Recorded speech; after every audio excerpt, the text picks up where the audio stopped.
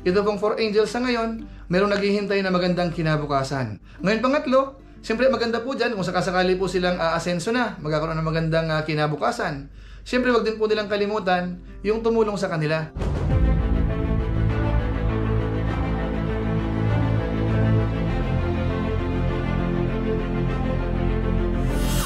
Ayun, what's up guys? Muli, welcome to my YouTube channel. Ito po si Kuya July, ang inyong katugang, ang inyong kalingap, na muling bumabati po sa inyo ng magandang araw, magandang gabi, saang sulok man po tayo ng mundo naroroon. At sa araw na ito, meron po tayong panibagong vlog. Gawan po natin ng reaction video, yung vlog po ni Kalingap Rab dito po sa 4 Angels, na kung saan mukhang nag-trending din po mga kalingap, marami rin pong nanood. Pero sa pagkakataong ito, ang i-highlight po natin dito ay yung parang magiging future po nila. Ano ho kaya ang magandang kinabukasan na naghihintay sa kanila sa tulong po ng Team Kalingap. Tapos bukod po doon, yung 4 angels na ito, madadagdagan pa po kaya mga kalingap. Ngayon kung sakasakali pong madadagdagan yan, sa palagay ho ba natin, lalong magti-trending o kaya maraming manonood sa mga vlog po ni Kalingap Rab patungkol po sa kanila. So pag-uusapan po natin maya-maya ng konti. Pero bago po yon, konting paalala po si Kuya July, baka sakaling meron pa po ditong hindi nakasubscribe sa ating YouTube channel, huwag natin kalimutan, July Paunil. Tapos pakipindot po yung notification bell button para lagi po tayong updated sa aking mga video post. Tapos isama din po natin yung aking Facebook page, July Paunil 2.0. Paki-follow rin po yung tapos paki-like. Maraming salamat po sa inyo. Tapos sina Kuya Val Santos Matubang, si Kalingap Rab, si Ate Edna Vlogs, at saka po si Jumper Sniper. Pati na rin po yung mga Lingap partners, mga charity vloggers ng Kalingap, at saka po mga reactors. Suportahan din po natin. Maraming salamat po sa inyo. Ngayon tuloy na po tayo. Pag-usapan po natin ito pong vlog ni Kalingap Rab dito po sa 4 Angels na walang iba kung hindi sina Erica, si Dara, si Joy, at saka po si Rose Ann. Si Rose Ann po yung bago mga kalingap. Tapos dito po sa pagkikita-kita nila, mukhang okay naman po sila mga kalingap. Bagamat si Rose Ann po mukhang nahihiya. Pero napansin po natin dito, masaya po yung pagkikita-kita ng mga Kalingap Angels. 18. Mag-edad pala ko. Pero parang mas bata ako eh. Mas maliit. Grabe. Pinakamaliit, grabe. Talaga po yung ate dito. Namumula ko sila ng gusto. Nahiya talaga. Oo nga. Sito. Yun lang yan. Mamaya wala na yun. Kamusta ka, Rosan? Ayos na. Okay lang. Okay na. Sinama mo. Okay na din. Buti naman. Nakaraos-raos na. Medyo okay na kami. Di tulad ng dati na sobrang hirap. Buti nandito sindaan ng Kalingap. Oo. Naman kami. Pare-pareho. Okay na tayo. Okay na. Masaya na. Nakaraos din. Salamat sa akin. Salamat kay Kuya Rab. Kila Kuya Rab. Dati dito tayo nakakatawa na. Oo, no? Ngayon, Nakaka-nervous talaga pag first time. Mabuti Rose ang natulungan ka din nila Kuya Rab kasi tulad din namin, nagbago din yung buhay mo, pamumuhay mo. Kaya laking pasasalamat ko din sila Kuya Rab. Kundi dahil nakaraos-raos na nila. Natagpuan nila ka. Kasi bihira lang yung ganitong opportunity natin. Sobrang swerte nga natin tayo natulungan. Kasi tayo yung napili. Kasi sa dami-dami ng tao, Naghihirap, tapos tayo yung natagpuan. tayo yung napili na Tinadhana. Tsaka si God naman God will provide sabi kaya. Totoo yun. Kahit walang-wala ka na. Basta't nandyan si God. Pray lang. Pray.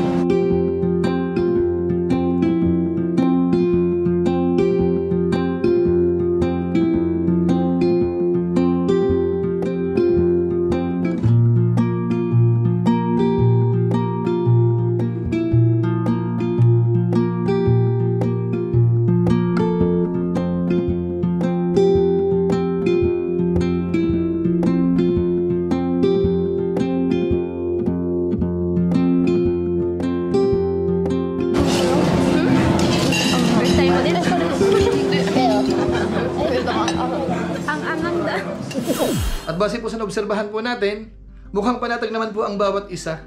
Kumbaga, hindi naman po naiilang o kaya masyadong nahihiya maliban lang po kay Rose Ann, na kung saan ay naiintindihan po natin.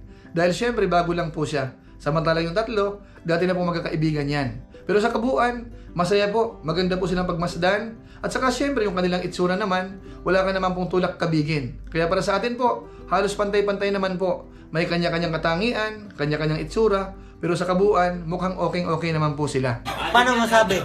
Ngayon, ang gusto ko pong ipunto po dito, mga kalingap, dito po sa vlog natin sa ngayon, ay yung magiging future po nila, o kaya ano ho kaya ang magandang kinabukasan nila dito po sa kamay ng Team Kalingap, o kaya hatulong po ni na Kalingap Rab, ni na Kuya Bal Santos Matubang. Alam niyo po mga Kalingap, ang masasabi ko lang po dito, kasi lahat naman po sila mayroong pinagdaanan. Kumbaga dumaan po sila sa mahirap na buhay din. Kahit po isa-isahin po natin sila, kamukha ni Joy, kung maalala po natin, mahirap din po yung buhay nila. Si Erica ganun din. Tapos si Dara, lalo na mga Kalingap, yung kapatid niya lang na babae, ang kasama niya, nasa gitna ng bundok. Tapos walang masyadong allowance, nag-aaral. So hirap na hirap po talaga. Tapos yung isa naman po ay si Rose Ann, yung medyo bago pa lang pong binablog ni Kalingap Rab, yung nagtitinda po ng walis tingting at ng gulay at ng kung ano-ano ba, mga Kalingap. So sa madaling salita, sila po talaga ay nandun sa kalagayan na kung saan ay nangangailangan po talaga ng tulong. Pero dahil po sa tulong ng Team Kalingap, sila po ay isa-isang kinuha at tinulungan, mga Kalingap. At lahat po sila ngayon, mayroong magandang future na naghihintay. Una po, yung sa pabahay. Si Joy po, tapos na yung pabahay niya. Si Erica po ay gagawin pa lang, pero alam natin, malaki po ang babae kay Erica dahil meron po tayong big time sponsor na nakahandang gumastos po sa pabahay ni Erica. Na kung saan yung kay Rab dito ay sasagutin na lang daw yung kalahating milyon, pero yung kakulangan, bahala po si Sir John A. Yung big time sponsor ni Erica. Tapos kay Dara naman po, papagawan din po yun ng bahay. At ganoon na rin po si Rose Ann. Si Rose Ann naman po, meron na pong lupa. So mga ilang panahon na lang po yan, papagawa na rin po yan ng bahay. Kumbaga nakapila na po yan. Lahat po yan magkakaroon po sila ng bahay. Yun po yung pangunahing benepisyo po ng mga Kalingap Angels po natin. Magkakaroon po sila ng pabahay. Nice. Ngayon pangalawa, ang nakita po natin dito, ang sa palagay ko ay isa sa pinaka-importante, ay yung kanilang pag-aaral. Dahil sila po ay parang scholar na po ni Kalingap Rab. Bagamat si Rose Ann po, meron nag-sponsor, pero syempre nakaalalay po dyan si Kalingap Rab. At syempre napakahalaga po ng pag-aaral. Kung para sa akin po, ito ba ang pinakamahalaga na pakinabang po, itong 4 Angels. Yung ayusin po muna yung pag-aaral, mga Kalingap. Dahil kapag ka po nakatapos na sila, po pwede po sila magkaroon ng magandang trabaho at matulungan din po yung kanilang pamilya nang hindi na po umaasa sa Team Kalingap. Kasi aminin po natin ang katotohanan, hindi naman po habang buhay, sila po ay aasa na lang po sa Team Kalingap. Lalo't yung pagtulong po ng Team Kalingap ay tuloy-tuloy, naghahanap po sila ng matutulungan. Kaya pinakamaganda po dito talaga para sa akin, yung pag-aaral po nila ang dapat asikasuhin muna. Tama kayo. Although syempre, yung iba po sa kanila, parang potential din pong magkaroon ng ibang trabaho o kaya parang sideline. Halimbawa po si Erica, sa ngayon mukhang mahilig po siya sa pagmamodel at meron na pong opportunity. Tapos bukod po doon, parang potential din po siya sa mga social media. Halimbawa sa TikTok, marunong po siyang sumayaw, mukhang po pwede po yun. Tapos siguro kung sakasakali mag-YouTube siya, mukhang po pwede naman. Pero sa akin po, kung ako ang tatanungin, mas maganda, unahin po muna yung pag-aaral. Kung ako lang po ang tatanungin. Hindi ko lang po alam sa mga viewers po natin, kung mas preferred po kayo kay Erica, na mag-vlog na rin. I-comment nyo lang po sa baba, mga Kalingap. Pero ang gusto ko pong ipunto po dito, yung pag-aaral po yung priority muna, kung po pwede. Dahil yung pag-YouTube naman po, madali na lang po yan kapag katapos na po sila. Pero kung kaya naman pong isabay, wala naman pong problema. Pero ang hina-highlight ko po sa kanila, in general, sa lahat po ng 4 Angels sa ngayon, mas maganda talaga dyan, ayusin muna yung pag-aaral. Tapusin po nila, pag-igihin nila, kung po pwede magkaroon ng award, mas maganda, para lalo po sila magustuhan ng mga viewers natin. Para kapag po dumating ang panahon na stable na sila, tapos maisipan nila mag-YouTube, marami pong susuporta sa kanila dahil nagustuhan po yung ginagawa nila habang nag-aaral. Ngayon pangatlo, siyempre maganda po dyan kung sakasakali po silang aasenso na, magkakaroon ng magandang kinabukasan. Siyempre wag din po nilang kalimutan yung tumulong sa kanila. Sina Kuya Bal Santos Matubang, sina Kalingap Rab. At ang isa po sa paraan yan, sana tumulong din po sila. Kung medyo sobra na yung kanilang kinikita halimbawa, po pwede po silang tumulong para at least nandun po yung pusong Kalingap. Wow! Kamukha halimbawa na ginagawa din po ni Rachel. Kung inyo pong matatandaan, si Rachel po ay nagbablog na sa ngayon, pero mapapansin natin, tumutulong na rin po siya. So maganda po yun bilang isa sa mga recipient ng Team Kalingap. So yun po mga Kalingap yung parang gusto kong ipunto sa episode natin sa ngayon. Ngayon, puntahan naman po natin, dahil doon po sa vlog ni Kalingap Rab, doon po sa last part, meron po siyang question and answer po doon. So i-play ko po mga Kalingap para ma-recall po natin yung mga sagot po ng 4 Angels. Ito po yun. Mag-iisip ba?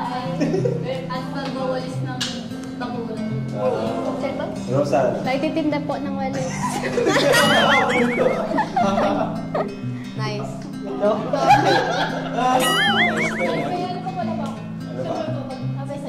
Hoy, sayaw.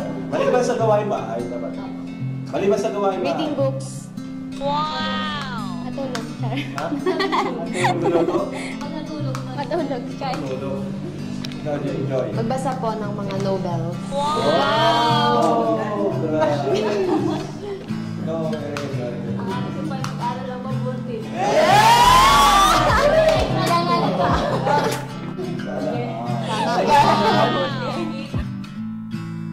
To become yours.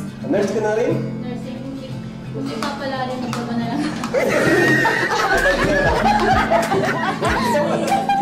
Edok po. Sure. Nursing po sana kasi edok na lang talaga. Ako po talaga nursing kasi magaling ako mag-alaga.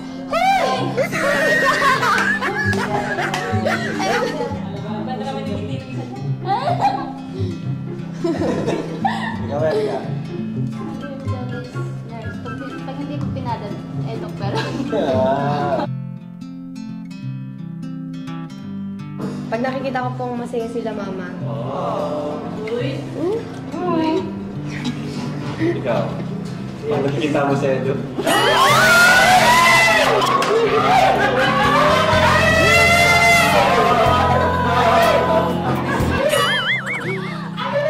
What makes you happy, Erika May? Nakikita ko si Lolong masaya. Dahil si Lolo. Opo. Ikaw mo na, Rosan. Ano magpapasin? Pag ano po, madami pong nakaka-appreciate sa amin ni Mama, doon po ako naling masaya. Manurot si Dara. Ready ka na? Pinapayak ko si Dara. So yan po mga kababayan, lahat ho sila, maganda po yung kanilang sagot. At makita po natin kung ano po yung laman ng kanilang puso sa ngayon. Saan sila masyadong concern, saan sila nasaktan, ano ang kanilang plano, ano ang kanilang pangarap. So napakinggan po natin at napanood po natin. So kung isasummarize po natin mga kalingap, ito pong 4 angels sa ngayon, merong naghihintay na magandang kinabukasan. Ngayon ang tanong, kung sakasakali po bang madadagdagan po ito o kaya magkakaroon pa po ng ibang angels mga kalingap, ano ho ba sa palagay natin? Mas okay po ba na dumami sila? O pwede nyo pong i-comment. Pero para sa akin po, okay lang po yan. Para yung mga natutulungan, yung mga mag-aaral ng maayos, dadami po ng dadami. At kapag po marami ang natutulungan, mas masaya po tayo mga kalingap. At siyempre yung mga viewers natin, masaya rin dahil marami po tayong panonoorin, laging merong bago. Pwede na! At maganda po yan dahil lagi pong trending. Dahil dito po sa vlog ni Kalingap Rab, ang alam ko po, umabot po ng mahigit 54,000 live viewers. Basta masabi na lang po natin dito, maraming salamat po sa Team Kalingap, kina Kuya Bal Santos Matubang, kina Kalingap Rab, at nagkakaroon po tayo ng ganitong mga vlog, ganitong mga content na nagugustuhan naman po ng ating mga viewers. So maraming salamat po. So siguro po sa pamamagitan po niyan, pansamantala magpapaalam po muna tayo. Pero gaya po ng dati, meron lang po muna tayong isa shout out.